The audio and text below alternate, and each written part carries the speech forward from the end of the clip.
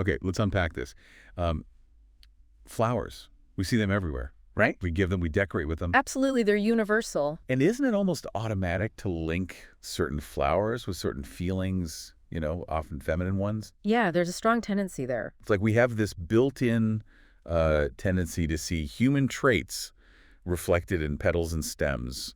Personification, basically. But what's really intriguing is when those expectations get flipped. Exactly. It shines a light on the cultural rules we just sort of take for granted. Precisely. Which brings us right to the heart of today's deep dive. We've got this really incredible academic analysis looking at a 16th century Japanese illustrated scroll. It's called Tale of the Chrysanthemum Spirit. Mm-hmm.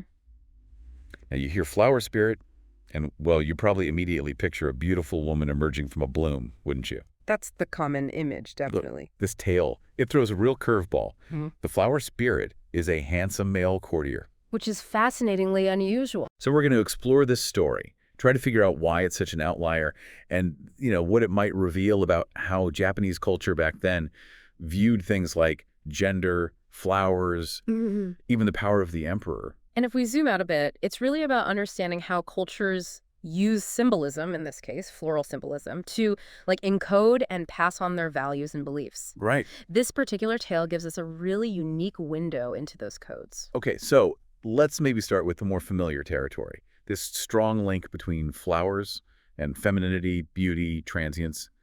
It seems pretty widespread. Oh, definitely. The analysis we're looking at points to Western examples too, like Botticelli's La Primavera, the goddess Flora, just covered in blossoms. Spring, fertility. Exactly. The source even calls the myth of Flora a key way Western culture connected flowers to regeneration and the sort of female role in reproduction. And that resonates over in East Asia too, right? Though maybe with slightly different flavors. Yeah, similar themes but different nuances.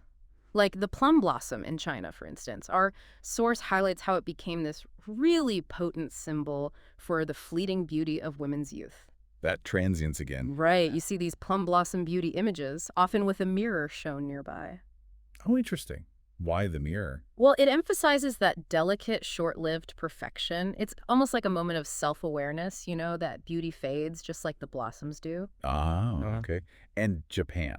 Did they have a similar take? They did, very much so, this idea of fleeting beauty, but with a bit of a twist. It wasn't only women. Oh. Young men, particularly in these tales called Chigo Monogatari acolyte tales, they were also sometimes linked to the ephemeral beauty of flowers. So beautiful young men compared to flowers. Exactly. And the source mentions how this appreciation for fleeting youthful beauty could even be framed within Buddhist ideas about impermanence. Ah, the transience of all things.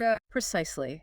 The idea that everything swaying, autumn grasses, a blooming flower, youth itself, it's all subject to change and decay. It gave youth this poignant, almost melancholy beauty. Imagine autumn grasses swaying, evoking that longing, that fleeting feeling. That's a powerful image. Yeah. Were there visual examples of this? Oh, yeah. The source gives a great one from Aki no Yono no Monogatari, The Long Tale for an Autumn Night. It's an illustrated scroll where a boy and cherry blossoms are explicitly paired up visually, again and again. Wow. There's even a scene where the boy puts a cherry blossom in his hair. And get this, his name is Umawaka. Which means? Plum blossom youth. Oh, wow. So it's right there in the name. Pretty much spells out his short life, doesn't it? Echoing the brief bloom of the blossoms. But, and this seems crucial, the analysis points out that even when men were linked to flowers like this, yeah, it often sort of feminized them. That's a really key point, the source folks, yes. It was almost used to underscore this idea of delicate, transient beauty, which still kind of fits within that broader framework of flowers being primarily a female metaphor. So it reinforces the rule, even as it seems like an exception. In a way, yes.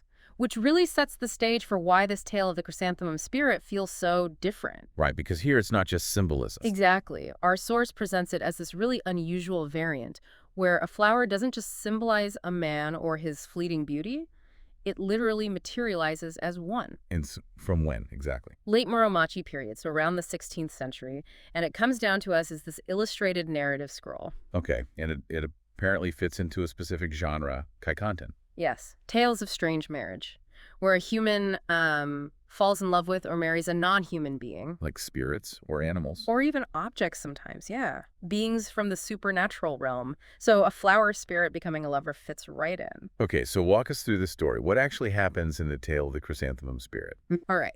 So we start with a middle counselor and his wife. They have a daughter, Himejimi, who, right from being a little girl, has this incredibly deep connection to chrysanthemums. Just loves them. Totally. She's happiest when they're blooming in the 9th month, but gets really, really sad when they wither. Then one autumn evening, she's 14, and she has this dream. Ah, the dream visitor. Exactly. An unbelievably handsome male courtier appears.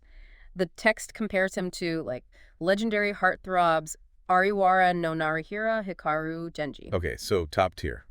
Definitely. He pours his heart out to her, they spend the night together, promise to meet again, and then he just vanishes into the garden hedge. Okay, magical meet cute indeed. But I suspect it gets more complicated. Naturally, they keep meeting secretly for a while. But then the emperor announces a flower matching contest. Well, And he orders the girl's father to provide chrysanthemums, specifically from his garden. no, I see where this might be going. Right. So the next time her lover appears, he looks really distressed almost. Well, the text says withered. The pun. Exactly. He tells her this has to be their last meeting. He gives her something wrapped in paper, seems like a lock of his hair, and tells her she's carrying his child, something to remember him by. And then, Disappears again, right at the garden fence. wow, intense. So what's actually in the paper? Does she open it right away? No, not immediately. Yeah, Only when he doesn't come back does she finally open it. And inside, not air. a wilted chrysanthemum and a poem. A poem. What does it say? It talks about the chrysanthemum's fragrance, how it lingers on her sleeves even though the flower itself has faded. Oh. And that's the moment, that's when it clicks for her. Her lover. He was the spirit of the chrysanthemum. Wow, that image. The wilted flower, the lingering scent. That's really poignant. Hits that transience theme again, but in a tragic way. What happens to her and the child? Well, Himegimi gives birth to a daughter, but very sadly, the source says she dies soon after, basically from longing for her lost lover. The scroll apparently shows this really moving scene of the grieving family. Oh, that's heartbreaking. So not exactly a happy ending then. Well, sort of. Here's the twist typical of these 16th century scrolls. It does have a kind of happy ending for the family line. The daughter grows up beautiful, just like her mother. She eventually becomes an imperial consort. To the emperor. Yes. And she has 2 children with him. So the family's prosperity is secured, her grandparents are delighted, the lineage continues. Ah, okay. So bittersweet for the mother, but ultimately a positive outcome for the family and lineage. But still, that central mystery, why a male chrysanthemum spirit? The source suggests male floral links were pretty specific, right? Not just any flower. That's a really crucial distinction the analysis makes. When you look at male figures associated with flowers in Japanese culture, it tends to be quite limited and often tied to things like status or literati culture. Like what? Think of plum blossoms. They get linked to scholarly figures like Linbu or Sugawara no Michizain. It signifies refinement, scholarship, that sort of thing. Okay, and how does that compare to, say, the Tale of Genji? Flowers are everywhere there. Absolutely, but mostly as metaphors for the women. You have Yugo, the evening glory, reflecting her sort of humble situation and fleeting life. Then you have high-status women linked to prestigious flowers like wisteria, the Fujiwara clan, or cherry blossoms for someone like Fujitsubo. And did himself, did you say he's sometimes shown the cherry blossoms? He is, yeah, often on his robes. But that signals his courtly prestige, his high rank. It's still largely metaphorical about status or character traits. Got it. So mostly metaphors for women, specific status links for men. Exactly. Which makes the chrysanthemum spirit stand out because its literal personification, the flower is the man. And that's unusual compared to Chinese traditions, too. Apparently so.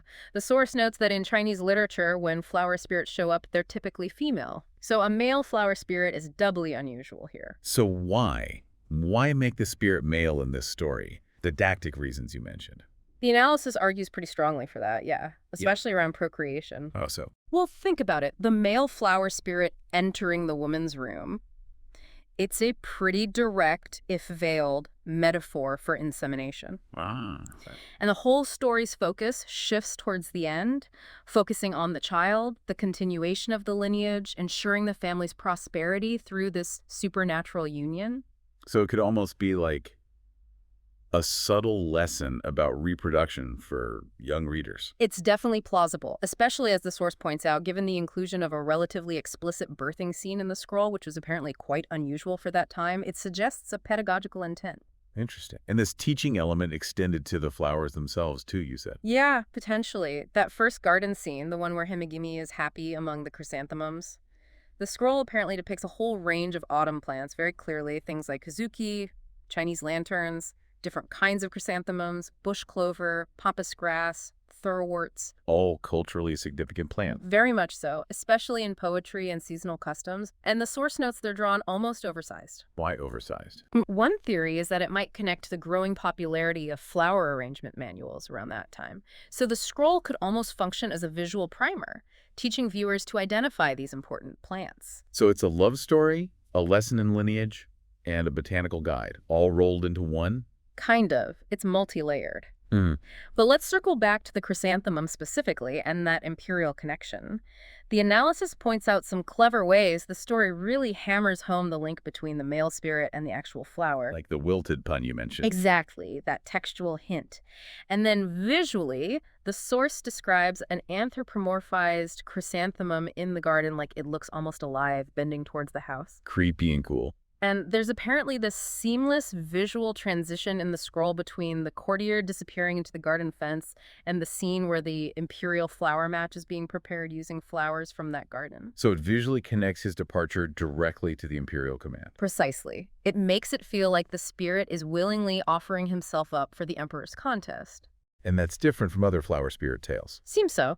The source contrasts it with tales where the flower spirit's demise is usually accidental, caused by some human mistake like picking the flower or cutting down the plant. Here, it feels like a deliberate sacrifice. A sacrifice for the emperor. Yeah. Why that emphasis, do you think? What was going on culturally? Well, the chrysanthemum already had this incredibly strong, long-standing association with the Japanese imperial house. It's the imperial symbol even today. Right, the imperial seal. Exactly. So in this story, you have the chrysanthemum spirit literally offering himself for the imperial flower match and ensuring the continuation of the imperial line because his daughter becomes an imperial consort and bears the emperor's children. Wow, okay, so it ties the flower, the spirit, and the imperial lineage all together. Very tightly. And the analysis suggests this reframes reproductive power in distinctly male terms. The male chrysanthemum is both the beautiful flower and the active pollinator, the source of generation. Which, the source argues, reflects a strong focus in late medieval Japan on securing and emphasizing the imperial lineage, its continuation, its almost sacred power. So what looks like a kind of tragic romance on the surface. Is actually, at a deeper level, really quite concerned with imperial generation, with reinforcing the power and mystique of the imperial line, especially perhaps for the young elite women who might have been the primary audience for these scrolls. Fascinating. So wrapping this up then, this Tale of the Chrysanthemum Spirit really is this standout example. It bucks the trend of female flower spirits. Right, using this male chrysanthemum spirit. To explore these really quite profound themes of imperial power, lineage, and regeneration in a way that's pretty unique. It really is, and, it makes you think, doesn't it? About how these historical cultural associations linking specific flowers to specific ideas about gender or power might still subtly influence us today. Even if we don't consciously realize it. Exactly. Like, are there echoes of these old stories and how we perceive things now? What other seemingly simple stories, maybe even ones we know well, might have these hidden layers of cultural meaning just sitting there? That's a great point. A lot to chew on. So if you found this deep dive into floral symbolism and Japanese storytelling intriguing, definitely seek out more examples. There's so much richness there. Absolutely. Consider how these flower associations might play out even now, subtly shaping ideas about gender or status. Yeah. What other stories are out there just waiting to be unpacked? A whole world of meaning, maybe hidden in plain sight, or perhaps hidden in plain bloom.